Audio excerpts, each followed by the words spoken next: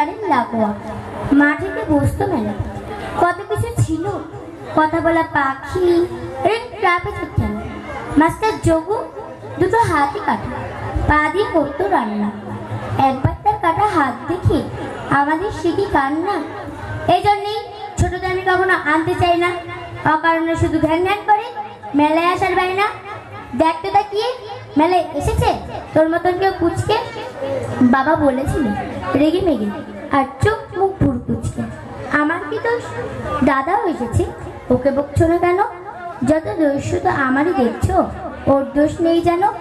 দাদা টুয়ে পড়, তুই আগে টুয়ে ওঠ। দাদার মতন রোজ পড়ে মাঠে 3-4 ছোট। দাদাটাও কত পাজি ছিল সেটা এখন বুঝতে পারি। আমাকে বলতো আমি হলে তোকে রেখে আসতাম বাড়ি। কি কষ্ট যে পেয়েছি সেদিন, চোখ ফেটে জল এসেছে। আর দাদা এত হিংসুটে শুধু দাঁড়িয়ে হেসেছে। সেই দাদা কত বড় হয়ে গেছে, নাম করা ডাক্তার, এতই ব্যস্ত মেলায় যাবার সময় কোথায় তার।